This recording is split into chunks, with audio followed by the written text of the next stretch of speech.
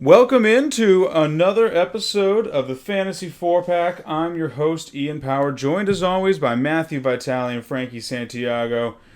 We're bringing you some of our favorite picks in the first 3 rounds today. We're doing 2 picks a person. And these picks aren't necessarily going to be value picks. They're just picks that we really like in this range. So there may often be value associated with it, and that's part of the reason you like it, but it's not a qualifying factor for it. I know I've looked at you guys. I think there's some good ones on here. But before we get into that, let's go over some news and some other stuff before we really dig into the show here. Frank, you want to introduce our audience to the beer of the week today? Yeah. Yes, since you totally picked this out, and this was not me. Yes, I've definitely heard of Whale's Tail Pale Ale before. This was not me just going to the store because Ian was busy doing stuff. But yeah, Cisco Brewers, nice little summer crusher. Pretty refreshing. It's one of my favorites. I took one sip and I was like, this isn't bad, but Vitale's going to hate this. Yeah. I was thinking the exact same thing when you were going over the intro. Yeah, so I took one little sip and I think it's delightful. I can see how people would enjoy this as not the IPA boy here. Yeah, it's a little heavy, a little hoppy, but I cannot approve of the stamp of Summer Crusher. Summer Crusher is something light and easy. This is something you have with a dinner. I think. Well, so I agree. It's crushable. I think the big thing with this is it does have a little hoppy kick, but the hoppiness fades very quickly. Yeah, it's a little bit bitter on the first taste. hoppiness doesn't sit in your mouth. I guess when I'm considering something a Summer Crusher, I'm not saying something you're thinking easy like sipping. I'm talking about this. You're like, yeah, I'll pour this into a flip cup, and you're thinking like porch rocker. You know what? I'm gonna next time I pick, I'm gonna bring you some. Dude, yeah, I'm gonna go get Thunder King. If you go dig into your stash. Well, I think it's a just fine beer. Good, like Frankie said, good if you're just looking to do some day drinking on the porch or something. So, quick news and notes before we jump into the show. Some bigger ones today. Biggest one on the board is Lamar Miller signing with the Patriots. Obviously, this is a bit of a downtick for Damian Harris for anyone who is drafting him.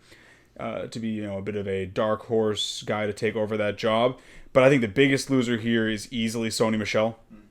It is not good for your lead back if you're bringing in a vet like Lamar Miller, because he's not someone you bring in unless you think you need that kind of depth. Yeah, honestly, when I heard it, I thought that was kind of it for Sony being a lead back for Belichick this year. I kind of see it as Damian Harris still might have a role to carve out, but they're bringing in Lamar for that depth play because I think they're getting ready for Sony to be either not physically active or they're just preparing for the worst with him. Yeah, I think he can start in the pup. Yeah, I think that. I think it definitely hurts Sony more than Damian Harris. I'm still taking Harris. Damian Harris already had almost no value anyway because he didn't have the job yet. Yeah, I'm still taking Harris at his price at like last round value undrafted for. Well, he's not going last round right now. I don't know if you noticed in our last draft, he's going in like the 11th round. Yeah. So this will depress him back to last round value. Yeah, as we commonly see with fantasy drafts, as we get close to the start of the season, those value guys you like for all that upside, your Mecole Hardmans, your Damian Harrises, they fly up draft boards before the season starts. And then some injury news. I guess Alvin Kamara was playing most of last year with a torn knee. Just didn't really specify what, but torn knee. I guess it didn't require surgery, so that's good. He just rehabbed it in the offseason, and he's good to go now. But if you needed a little bit of reason to draft Kamara over Henry or Cook, maybe it's that. He was putting up a decent season while injured, and I hear knees are pretty important to running backs. And then news that I'm very personally happy about. Allen Lazard so far is the overwhelming favorite to start opposite of Devontae Adams. I think we were all expecting this, but it's nice to hear that news coming out of Packers camp, sort of backing up the expectation. This should drive Lazard's value up a little bit, I think, but he'll still be a value in my eyes as long as he hangs around those double-digit rounds, especially if he's lining up opposite someone as talented as Devontae Adams. As the Lazard owner in our Dynasty League, I'm also very happy about this news. Yeah, I'm definitely in on that, but I feel like this might, if this news gets circulating, as I assume it will, I could see him having a Mecole Hardman like jump and be. So what's the highest he could jump to before you guys get out? For me, it's probably like round 9, I think. He has to be he'd have to definitely be my I would not feel comfortable with him as my fourth wide receiver. I think that's basically where it is. So 8 is like, if I'm the back 8, maybe I would take him, but that's about it. Yeah, I'm kind of in the same boat. Like, I don't want him as like my solid 3 guys. So we're all kind of in the same boat of like, if he gets much higher than the 9th round, then you're out. I don't want to be relying on Lazard. Sure. Like, I like his Yeah, no, that makes sense. You don't want to rely on a guy who is, basically a wide receiver 4 or 5 in fantasy right now. Yeah, he's a project piece. You want to stash him. He has a lot of upside. He could have a big season. He also could do almost nothing for you. All right, well, before we jump into our favorite picks in the first 3 rounds, I wanted to do a little Who's That Player with you guys. It's been a minute since we've done it. My favorite. So I've paired another 3 players for you guys. There are 3 more who, they're a little deeper dives than last time, but they're still, I'd say probably, they're all in like the top 6 rounds. And I'm just going to go down the board, highest ADP to lowest, and we'll see if you guys can do better than last time. You guys ready? Just to clarify, we can't Google this, right? If you Google it, I will literally take your keyboard and just throw it in the trash. Please don't do that. That's my keyboard. First player is a running back, currently going in the top 10 picks. This player averaged 4.5 yards per carry last year and 81 yards per game for a total of 1,135 yards, and that was over 14 games. He also added 13 touchdowns to that. Who am I talking about? Who is this player? Is it Aaron Jones? No. Aaron Jones is going in the first hint was top 10 picks. Oh, I mean, I knew who it was just because of one stat. I kind of blanked on your first one when you were saying because I was trying to think too hard. But when you said 14 games, my mind immediately jumped to Dalvin Cook. You are correct. Yep. Vitali's picking it up of how many games he played, and Frankie's like, top 10 picks? Is it Aaron Jones? I will draft him at 1. It's Aaron Jones. I drafted 8. I mean, he's getting 20 touchdowns again, confirmed. 19. All right, Vitaly swept through that one. The next one's going to be a little tougher. Currently going off boards the RB25, ADP of a 57. This player posted 1,018 yards and 10 touchdowns last year. He played in 15 of 16 games, and he managed to post that line while averaging 5 yards per carries. He did it all on 202 touches. Okay. So he was very efficient. So ADP is 57? ADP is 57, RB 25. So he's going outside the top 24 running backs. So there's a reason to downgrade this player. Right. You said 10 touchdowns? 10 touchdowns and just over 1,000 yards. Is that 10 rushing touchdowns? Yes. Okay. So that limits it down a couple people. I'm going to go with Mr. Mark Ingram. 2 for 2. Oh. Knocking out the purple That guys. was going to be my guess. Well, you know what you should do? You should guess your guess. Yeah, Frankie's just sitting over there. Frankie's Also, sitting over there in silence. An aside to the Aaron Jones comment, I didn't say he was going to repeat 19 touchdowns. I said he was going to lead the touchdowns again. Okay. All right, Vitaly, for this third one, if you think you know it, let's give Frankie a chance to answer it before you just, go 3 for 3 and just knock Frankie off the board. This third one's going to be a wide receiver. Going as the wide receiver 23 off boards currently. He had a very productive year last year. Targeted 118 times, caught 73 of them to the tune of 1,008 yards and 8 touchdowns. This player is also one of 4 wide receivers in the NFL with no dropped catchable passes over 20 yards since 2018, which is when he came into the league. So that's why I'm taking that sample size. So since 2018, there are 4 players who have dropped no passes that are deemed catchable over 20 yards, and he's one of the 4. What's ADP? He is currently wide receiver 23. I don't have his ADP in front of me. Wide receiver 23. But wide receiver 23, I believe his ADP is in the 5th round, I believe, or early 6th. This one's a little bit tougher. I kind of know the pack of wide receivers we're looking at. Yeah. I already eliminated 2 of them, so I made it because I was originally leaning for Jules because that stat line sounds very Jules-like. Sure. But I know it's not him because I don't think 2018 was his first year. I think he was a couple other years there. He's a little longer in the tooth than that. I don't think he came in as like a 28-year-old rookie. That would be terrible. Imagine. Do you guys want a hint? No, actually, you guys got to guess before you can get a hint. You guys can't get a hint for free. All right, Frankie, what are you looking at? I'm pulling up the show notes right now. Well, I was more saying that as like you saying I'm stealing your guesses here. So let's go. I can see you clicking around over there. I don't I'm want pulling up the show notes because I realized they weren't. I can see you clicking around over there. Get away from that ADP chart.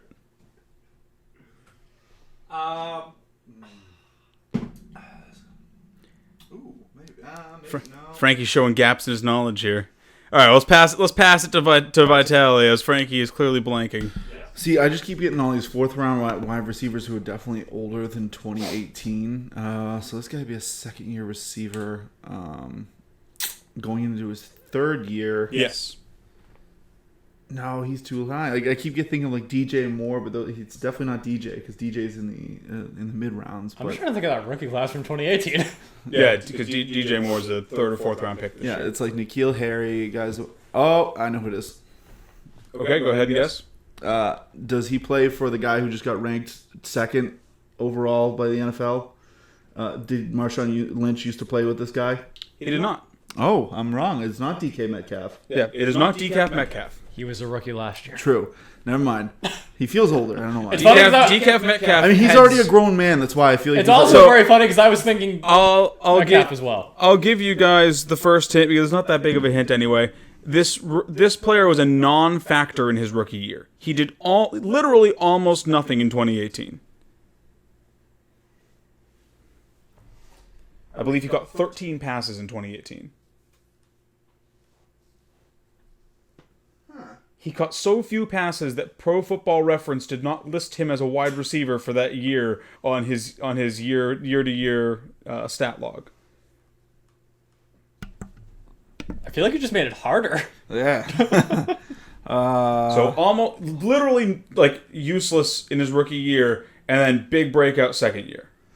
Because obviously, 1,000 yards and 8 TDs is a pretty good breakout for someone who didn't catch a pass in his rookie year, basically. Yeah, he's in like I said, he's in a nebulous zone where it's just a bunch of like that 25 zone. That's like Jarvis Landry, I can't think of him off the Tyler Boyd. Yep, Tyler Boyd, like those guys. Brandon Cooks. There's none of them. But. I know. I was thinking, I was like, wait, is Tyler Boyd? And then I remember he's older than that, and he actually had a decent season the year before. He played okay, but I got nothing. Yeah, I'm like trying to think it like I got one, but he should be too late. Like he should be later than this, so there's no way he's a 25. 23. Yeah, this is 23rd wide receiver. 23rd, yeah. So he's definitely not 23. I'll look up the exact ADP while you guys are ruminating on this. Yeah, because like I said, the one that jumps to my mind is Deontay Johnson, but it can't be him because he's. It is not Deontay Johnson. Yeah, so you've used 2 guesses. You got 1 left. Frankie, you're just sitting over there, nice and quiet. You want to take a stab at this? I'm just trying to think. I'm tunneling on that 2018 because I remember the rookie class from last year very well. Sure, but I'm just. And obviously, this ADP is based off half point. If that matters at all, it shouldn't. But yeah, I'm really blanking on that draft class. I remember it was solid. It wasn't the best. His ADP is 54. He's, like I said, he's going in that Jules range, like back of the 4th, top of the 5th kind of guy. I'll give you guys another hint. He wears the number 17. Woof. I made this final one a little bit tougher for you guys. He's just in a pack of guys that are just... I'm looking at the ADP right now. He is in a just block of wide receivers where it's just there's a lot of wide receivers in that range. 17. But they're all older. Like that's the thing. It's like he's got to be the one young guy. But all my mind is going to is the rookies from last year. Yep, I'm in the same boat. Oh, I think I got it. Take it away. Okay, final guess. Is it Cortland Sutton? No. Damn it. I knew you were... I was hoping that someone would guess Cortland Sutton because that's not a bad guess. Cortland Sutton is currently going as the wide receiver 19, 47.3. Frankie, because Vitale's already used his 3 guesses and you haven't used a single guess, I'm going to give you 1 guess and then we're going to just reveal the answer. Would you like the final hint before I give you the guess? You know what? I would. He catches passes from Teal Steel. Oh. You kidding me, Frankie? I literally give Frankie the answer, and he's just like... Who's the only person that catches passes from Teal Steel that's not Tyler Eifert? Okay, so Frankie, when presented with the answer, still can't get it. So the answer to this one was DJ Shark. Do. How do you get that? Like DJ Shark, who he was so irrelevant in 2018 when I was researching this player. I honestly had forgot that he came into the league in 2018. I was looking at him with the rookies from last year, and I was like, he's not being listed as a rookie. Oh, he did play in 2018, just barely at all. Yeah, I thought he was a rookie last year. Yep. Yeah, no, he outperformed most of the rookies last year. Some that you got off the waiver wire, and he is the more I looked into him while I was pulling this up, the more I'm like, oh, I got to get me more DJ Shark. I mean, he's got some tasty stats to back him up. Frankie, I'm disappointed in you that you couldn't get it when I gave you his quarterback, but we'll try. We'll see if we do better next time. Probably not. It's a very tough game, you know. I would hope, as someone on a fantasy show, you could at least know the number one receiver for a certain team. I did also. It was in our tips for winning your fantasy draft. You can check that video out a week ago, sorry. Well, without further ado, let's go ahead and launch into our main segment for today. We're going to take you through 2 picks each that we've prepared for our favorite picks in the first 3 rounds. This will be a series that we're doing, so if you want to see who we like in the middle rounds and later rounds, tune in subsequent weeks. Frankie, do you want to take us away with your first pick? As I believe you also have the highest ADP of all of them. I probably do have the highest ADP. So, as I said in the Fantasy Best episode, not particularly a fan of CMC this year. Sure. I think that even with the number 1 pick, I would probably still shy away from him. I think that there are much safer options like the guy I'm about to talk about. That would be Ezekiel Elliott, who's on my Cowboys. 2016, running back 2 finish. 2017, running back 8 finish. 2018, running back 5 finish. And 2019, running back 3. That's in half-point scoring for all you guys. Sure. And in years where he's played a full season, he's never finished outside the top 5, or had under 300 attempts in the same parameters for playing a full season. He's on probably one of the better offenses in the NFL. I would say probably goes, for me anyways, Chiefs, Falcons, and then it's kind of... And he's on an electric offense with a great offensive line, too. Yeah. And in addition to that, I mean, he's not fully carrying that workload like a CMC, where he's going to be playing alongside receivers in Cooper, Gallup, now CD Lamb, Blake Jarwin, who's an emerging talent. He's not going to be carrying the full workload. He's going to get the volume, but he's not going to be kind of that CMC to the Panthers, where he's not a 1,000 guy. Well, it's not even that. It's that he's not the only thing in that offense where it's like he's relying on those dump off passes to get to that 1,000. Yeah. Like Zeke has always been that better running back than receiving back. He's out-touched CMC from 2017 to now, especially on the ground. And I mean, we've seen him carry that workload before. Like CMC, I think he's never had over 300 rushing attempts. He's kind of always split his rushing with receiving. And it's like in a year when you want to draft for that safety and durability, Zeke has had suspension problems in the past, but I mean, he's always been able to handle that volume. And I really like him a lot this year. I would probably take him with 1 over CMC and Saquon, because I just think he's in the better offense. And with 3, I would definitely take him if he's still there. Yeah, like I said, when we were talking about doing this episode, he was definitely someone in my mind for someone I was going to pick. Just because I think when you look at those top 3 guys, I think he has the least path of least resistance to the number 1 spot. He already has a proven track record behind him, which, I mean, the other 2 guys do have the backing, but there's a little more holes in their game to get them there. Zeke's on the best offense of the 3. And we know that to be the top running back, you need to be on a top half offense at least, with Saquon only doing it recently. So I'll take the gamble. Like, when you're looking at the guy who you take them on, you have to take the most surefire bet because you're spending the highest draft capital on this player. So instead of just taking the consensus, go with the guy who's going to have the best opportunity for touchdowns, best opportunity for yardage, and isn't going to get game scripted out because his offense is up or out. Yeah, I don't like Zeke better than Saquon, but I'm fine with that. I think he's one of those players where you can never not make a case for him to be the first overall pick, at least while he's young and healthy. So I like everything that's brought to the table there. I think that he's one of the best, probably top 3 runners in the league right now, just pure runner. He did also lead the NFL in attempts inside the 20 with 59 attempts for 162 yards and 11 touchdowns. Sure, so it shows that even with Dallas having that high-powered offense, they still lean on him inside the 20s, so he's going to have a lot of touchdown equity. Yeah, it's like you can't go wrong taking a guy that when he was coming out of the draft was considered like maybe the next Barry Sanders, and then Adrian Peterson. Yeah, or when they were looking at Saquon coming out, he was the next Zeke. And when you're being given that kind of title, the guy you're being compared to has to be pretty good. You want to take us away with your next guy?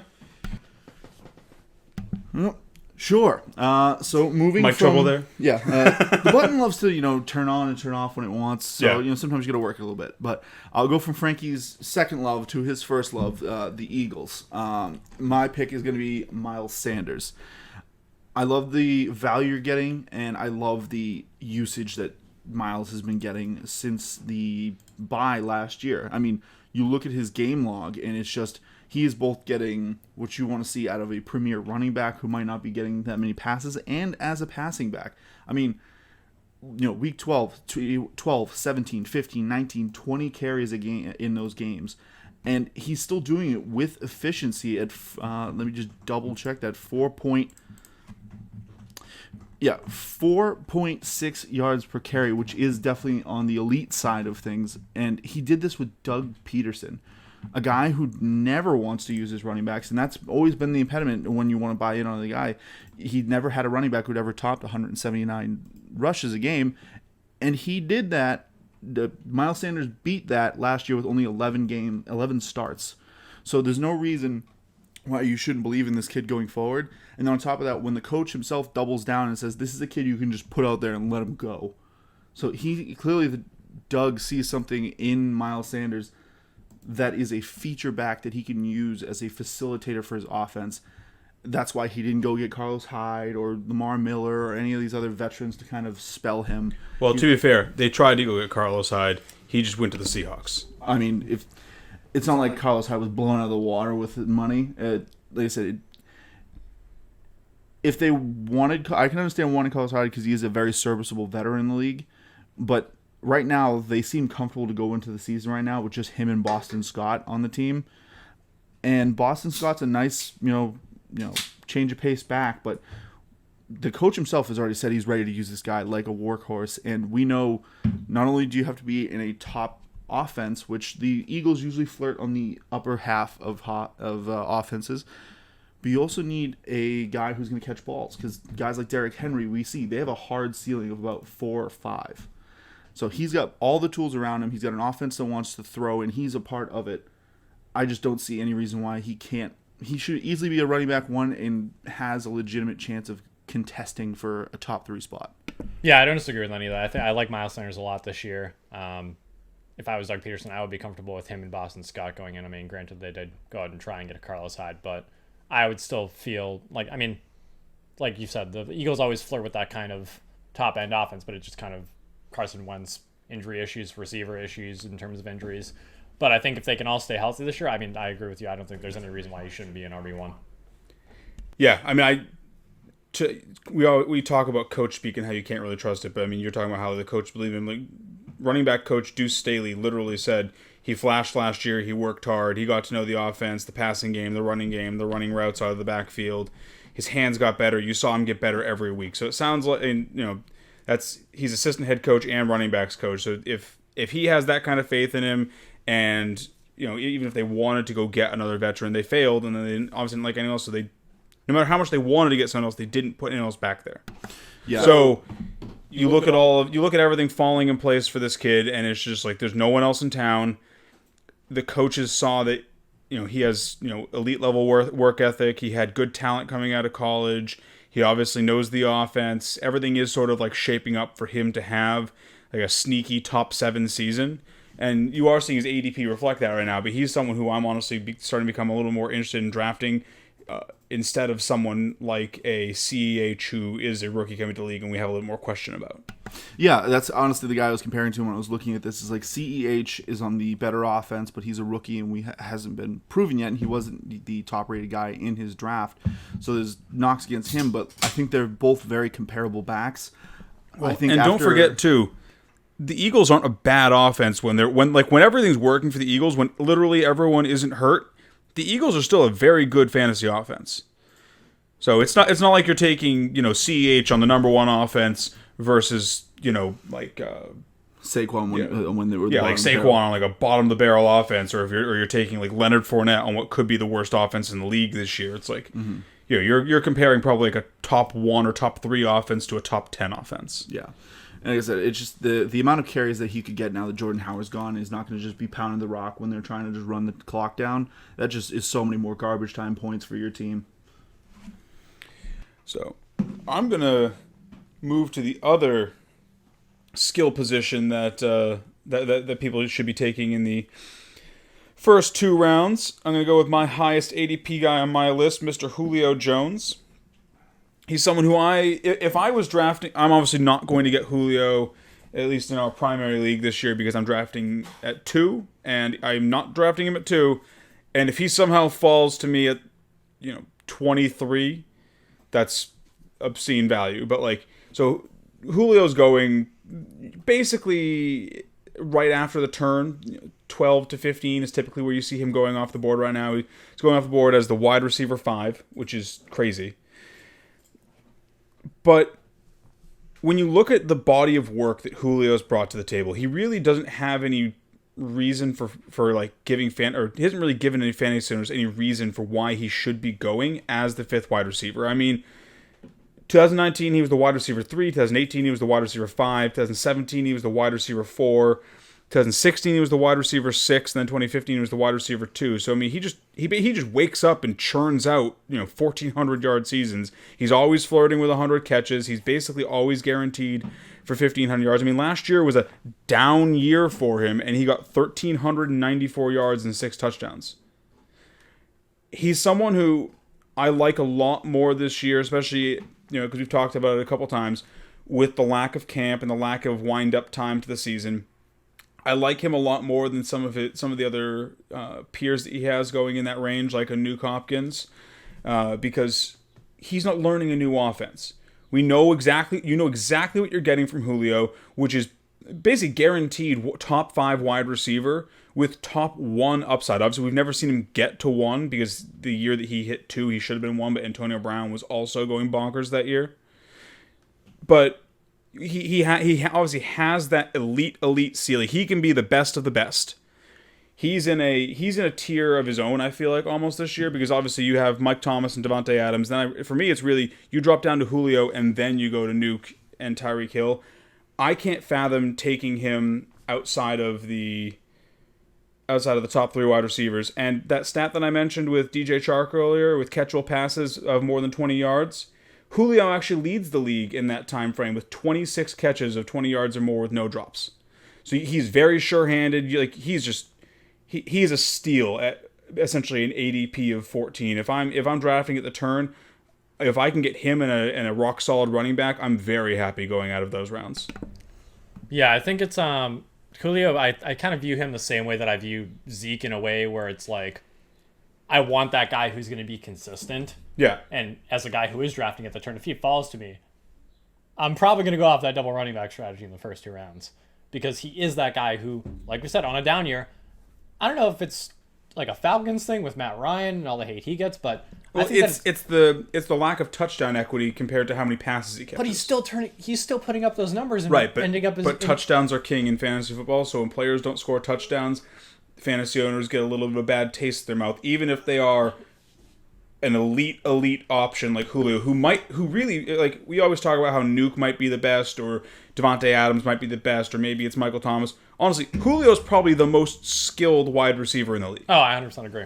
Yeah, and like I said, because you figure if you're playing in a league where you don't get rewarded for hitting that 100-yard mark, Yeah. if he gets you just a clean 100 yards, that's 10 points.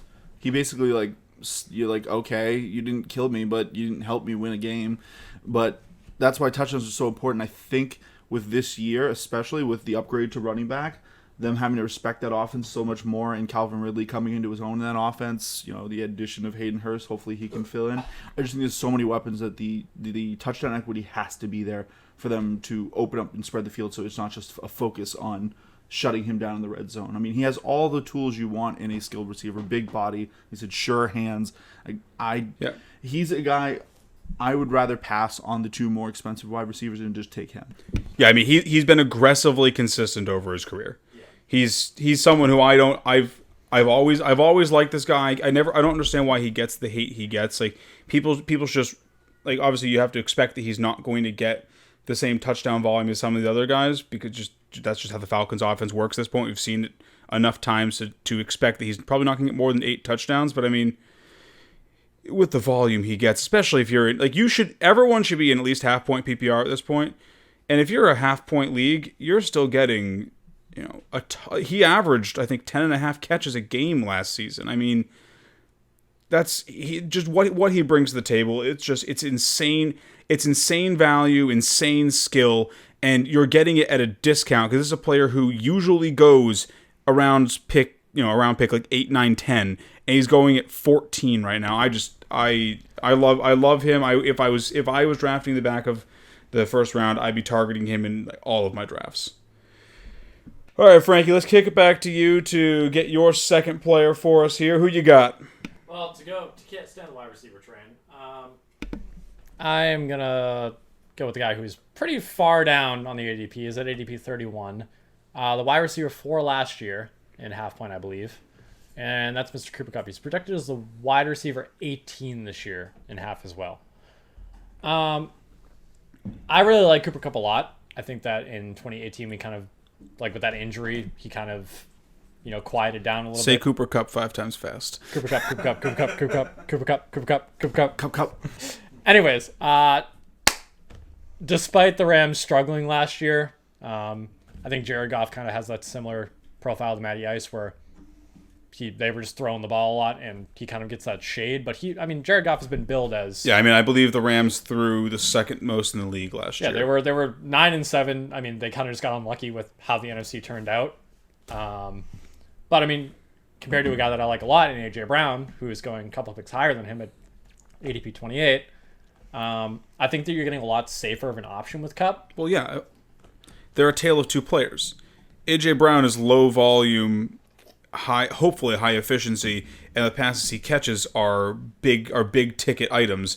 Whereas Cooper Kupp, he'll just chip away. He'll get you 6, 7, 8, 9, 10, maybe sometimes 11 catches a game. Each catch is like 7 yards, and he usually finds his way into the end zone. Yeah. He's proved he can have those big games before. Yeah. We've seen it. We've seen him hold that wide receiver 1 spot, maybe not at the end of the season, which is kind of the Julio syndrome. But, I would be happy going running back, and getting Kupp at almost the back of the third, and be very complacent in my team. I wouldn't want him as my wide receiver 1, but if I can get Kupp as a wide receiver, especially because we've seen that the Rams do go away from him sometimes. But if I can get him as a wide receiver 2, I'm very happy with Kupp. You guys know I've had a bit of a love affair with Kupp over the years, and he keeps breaking my heart because he either gets injured or disappears in the second half of the season. But yeah, I don't have any problem where Kupp's going. My big thing against him this year, there are wide receivers that I like better in that range. Yeah, I'm on the Kupp train this year a little more than others, or other years I said compared to myself. I just like that, one, as Ian said time and time again, they've cleaned up that target tree so much that now it's really just him and Woods, and if you believe in it, Higbee. We have no idea what's going to go with the running back, so they're going to have to lean. Yeah, I don't believe in Higbee. Yeah, we know this. Not that I do either, but I do like Kupp, and I think the Rams, more so, I believe in the coach. I think they just got exploited. Everyone figured out how to stop the Rams system. I don't think you produce at such a high level in the NFL 2 years in a row just because it's Gurley or just because of a fluke. I think that he knows something and he knows how to exploit offenses. So I think with like a whole offseason, I think he can start crafting something to work around Goff and his efficiencies and play away from those deficiencies. Because we've seen Goff can be a 4 touchdown a game kind of guy, but he can also be a 4 interception kind of guy. And that's why I'll shy away from Goff, but I'll buy the receiver who can still pick up a couple touchdowns. Yeah, I think that one of the main attractors for me is that Gurley's gone. So that pass catching back just completely vacated all those targets. They got to go somewhere. I mean, they have 4 running backs there. They're not Todd Gurley. They aren't, but Todd Gurley wasn't Todd Gurley at the end. It's less the running back issue. I think you're going to see a lot of those running back targets go to Gerald Everett and Tyler Higbee. I wouldn't be surprised if we saw the Rams run a lot of 2 tight end sets this season. The only Ram I'm really interested in, honestly, is Robert Woods. I like Cooper Kupp, but I mean I'm looking at ADP right now. The guys going around him, I just like so much more. Like, I'd rather have Juju, I'd rather have Thielen, I'd rather have Cooper, I'd rather have David Johnson, I'd rather have Melvin Gordon, and then if I go behind him, I'd rather have Calvin Ridley, I'd rather have Robert Woods. I mean, there's so many other guys going within like 4 picks of Cooper Kupp that I'd rather have that unfortunately I don't think I'm going to get very many shares of him this season. Fair enough. But you wanna take us away with your second guy? Sure, and you actually did mention him, and I'm sticking with wide receivers a little bit higher than Kupp. I'm going with Mr. Adam Thielen, who is currently, per Fantasy Pros ECR, the wide receiver 12. I think he's being immensely slept on, and his ADP is still a steal. So with Miles, he's a guy who's climbing up boards, and you're not getting as much of a value for him. I think Adam Thielen is a steal right now at his value, because you look around him and there's names that are just like more sexy, more flashy running backs that are getting pulled ahead of him because of the run on running backs in the first and into the second round. Like, you know, you're seeing guys like Todd Gurley, OBJ, DJ Moore. Like everyone wants to buy in on these new names where the 30-year-old Thielen is getting slept on and sliding to the back of the 4th now. And when you look at him, last year he was injured for most of that year, and we saw the breakout of Stephon Diggs, and those 2 factors were holding him back. But now both of those factors are gone. He's, from all reports out of camp, he's healthy. Diggs is in Buffalo, and he's playing across from a rookie who we all like, but he's still a rookie wide receiver who we know the ceiling for him is low. Yeah, I mean, I think the reason we like Jefferson is because Thielen isn't going to catch literally everything, and Jefferson's just the only other person there. Yeah. It's not that he's a detractor from Thielen, it's more that he gets to catch Thielen's runoff. I think my main thing with Thielen is that the Vikings obviously are going to run Dalvin a lot. And, I mean, for some reason, I've never found myself liking, like, Minnesota wide receivers. It's just something that I've always shied away from, kind of like how I don't like Excuse Seattle. me, sir, you have a Randy Moss jersey? I don't, actually, but I digress. There are teams that I just kind of shy away from, either running backs or wide receivers, being Denver and Seattle for running backs. It's Minnesota for wide receivers for me, and I don't know what it is other than the fact that Dalvin Cook's in town, and I think that they're going to kind of give him the same treatment Henry's getting, where they're going to use Dalvin Cook. I mean, those NFC North teams, that's like the hard-nosed football central for the NFL, aside from maybe like the Steelers and the Ravens. But like, for me, that's why I often like put them on almost like the back burner as far as their passing offenses, because I think Vikings, I think Bears, I think hard-nosed, grinded out, tough defense, not a lot of passing volume. Yeah. I mean, and just because you kind of teed me up for this free shot back at A.J. Brown, I know you hate these running teams, but you seem to love A.J. Brown all the same, even because he's very efficient. Listen, you just served up a free one. I had to take it. So when they say going back to him, people could say, "Oh, he lost a step. He's getting old. He was a flash in the pan for those few years." But I mean, that year where he broke out. Only him and Megatron have as many 100-yard games in a row. And Megatron was very good at football. And I'm not saying he's Megatron, but we saw him come back to form in the playoffs. In 2 games, 12 catches, 179 yards. Clearly, this kid can still ball and he can still play. So I don't see why people are passing up on him when not only that, the Vikings lost a lot of people on that defense. Yeah. It is not going to be that vaunted defense that everyone wants to buy in on. So you could see them out in games and needing to throw, and I don't see a reason why Thielen can't get back to those 9-10 game catch rates, which will be money for PPR and half point. Yeah, he's someone who at his current ADP I am all in on. I really like where he's going. I really like what he brings to the table. Really, the only thing I'm worried about with him is injury, but I'm not gonna let that steer me away from someone in that range, especially given that a lot of the guys he's going around have the same injury concerns. I mean, Juju and Cooper have both shown that they struggle to stay on the field too. Yeah, so. He's a great guy. That's Amari Cooper, not Cooper Kupp. Yeah, I would love to pair him up with another guy to be my wide receiver 2. But if he's my wide receiver 1, I probably went running back heavy, so I'm probably okay with it. Yeah. And I just know I got to go heavy in the next few rounds with wide receiver. All right, so I'll close this out here by once again zigging when you guys zag, and I'm going back to running back here. I'm going to be singing the praises of the gentleman that I'm wearing the jersey of. Another guy who I really, really love, especially at where he's going. Nick Chubb is, if you're at the back end of the first round, he's someone who I become very interested in because I think that you're honestly getting what should have been a top 5 pick this year at a depressed price because of what happened last year and just sort of like extreme unluckiness as far as touchdowns go that drove his price down for fantasy owners this year. So, I mean, Nick Chubb, obviously, running back 11, ADP 16.8 right now. So, dead middle of the second round, basically. He was almost the rushing leader last year. I mean, 1,494 yards, 8 touchdowns. The big knock against him was he fell off in the second half of the year. O-line issues at the goal line caused him to only score 2 touchdowns from week 8 on, whereas he had 6 before week 8.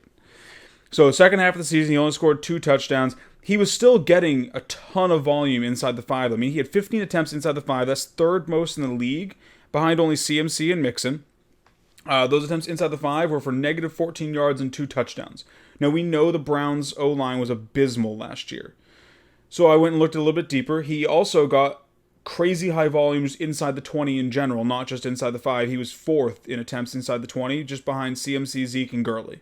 So he was being used heavily inside the 20, inside the 5, despite his inefficiencies, which means the coaches don't believe it's him. They believe in his talent. It was a systemic issue, not a Nick Chubb issue, which the Browns addressed this offseason. They brought in O-line help. They improved that offensive line. They brought in Kevin Stefanski, he's a running specialist. I mean, Kevin Stefanski was with Minnesota last year. They ran it more than they threw it. Kevin Stefanski ran the ball 476 times last year with Minnesota. And he was a big fan of just leaning on Dalvin as long as Dalvin was on the field. He did not switch it up that much. I am someone I'm all in on Chubb right now. I think whoever's drafting him is getting a massive discount on a guy who has legitimate RB1 upside because of how the Browns are likely going to use. I mean, we were all in on Dalvin Cook last year. We all loved what Dalvin was bringing to the table. Dalvin was like a guaranteed top 5 pick in a lot of drafts. If you were getting him later than that, he was a steal. And we liked him because of the upside he was presenting about how he was just going to get so much volume that he legitimately could have been the RB1. Chubb is in that same position this year. I mean, he literally has Dalvin's offensive coordinator. It's almost impossible that he gets as unlucky as he was inside the 5 again. So he's due for positive touchdown regression, and you're getting all of this in the second round. So you can pair him with another one of these top backs, like a Kenyon Drake or a Miles Sanders or a CEH. It's like he could be a league winner for people this year, honestly. So ADP 16, you say? ADP 16.8. It's crazy. I'm taking that pick as well. So yeah, I like Chubb. I love the talent. I think it is baked in his current draft position, the fear of Kareem Hunt being there. If he had a lesser back who was just stealing his passing volume, I guarantee people would be more in. So I actually have a point to bounce off of that. Go for it. Chubb's usage barely fell off when they brought Kareem Hunt back last year. Obviously, his passing volume went down, but as far as his running percentages went, his pace slipped from about 310 to like 295 as far as like total carries over the season. So he did not lose carries to Kareem Hunt. He only lost passing volume. Yes, but the bigger thing that matters to fantasy owners was that slip in points that he saw. So, like I said, I understand, and I think that's why he's still a high round pick, and he is still a very interesting candidate to take, and I think he's worthy of the draft position you'd be taking him at. Just for me, I see him as having a cap ceiling, though, just for the same reason Derrick Henry has one. Derrick Henry, we know, is going to get the volume, but we know he's not catching balls out of that backfield, and we know how much that can cap a running back's value when you try and put him against a Saquon or a Zeke, Kamara, CMC, all these guys who can catch balls out of the backfield and give you those extra, half point, full point PPR points, and potentially extend for some rushing touchdown work. I think Chubb should be an easy RB1 this year. I just like his position even more because I think you can just grab him and then grab another running back to make sure you might not have the running back one, but you'll have an elite duo. Sure, I'm fine. Like, I'm also not advocating for taking him ahead of his ADP. I think a lot of what makes Chubb so appealing to me this year is the fact that you can steal him in the second round. Yes, everybody from our league that's watching, do not take Chubb above 16. All right, well, that's going to do it for all of our players today. Let's do a quick beer check, guys, see where we're at. You're on 3, right? I just poured 3, yes. I'm not done with 2, so that is you, I believe. Yeah, country mile ahead of me. I thought this beer was very drinkable. I like it. It's good, it's crisp, it's refreshing. You made a very good choice. Yes, this was all my idea. Frankie had nothing to do with this beer. Take us away. All right. I think today I'm going to speak a little bit to the best ball community here, and just implore our viewers to go try out Underdog if you aren't already. Once again, not a sponsor, but I used these guys heavily last year with Draft. Underdog is a very similar program to that, and lobbies fill too slowly right now. I want faster filling lobbies. So this is a little self-serving because the more people that are playing, the faster that I can get into lobbies. But I try when there was the void after when FanDuel bought Draft and before Underdog started. I tried a bunch of different best ball hosts. No one else had a grasp on best ball that made me comfortable with like playing with their system. Like, it just wasn't as fun playing Yahoo. It was like 10-man, low stakes, just like nothing. I didn't really feel like I was playing. It was basically like playing for free. Like, I love they have the big contests on here. The layout is great. I don't have to worry about drafting a defense because who wants to draft 2 defenses in best ball because you can't just draft one. You can't stream them. I mean, there's so much going for the layout that they're using that, I mean, honestly, it shocks me that FanDuel didn't just literally cannibalize the Draft layout when they bought Draft and immediately use that for their own site. Yeah, that seems like a big bozo move. But then, too, real happy it's back because I was lamenting its death.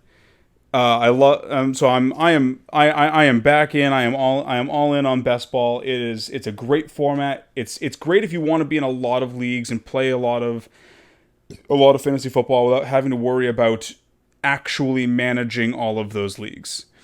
So for anyone who hasn't tried it, try it because it's a lot of fun to just be able to draft players that you like and just draft deep at every position. Just let the top score be the top score every week. You're never going to feel bad because you have 20 points in your bench because you didn't think to start, Brashad Perriman the 1 week he goes off or something. It's a great format that needs more love in the fantasy community, honestly. And also, who doesn't love dogs? I mean, they have a dog with a cape, I believe, is their logo. Yes, if you're playing just for the art, their logo is a dog with a cape. No, in all seriousness, I agree. I think that best ball is like, it's definitely a different animal. It's a fun, low impact way to play fantasy football. Yeah, it's like if you're a busy person, do some best ball leagues. Yeah. All right, well that's gonna do it for us today.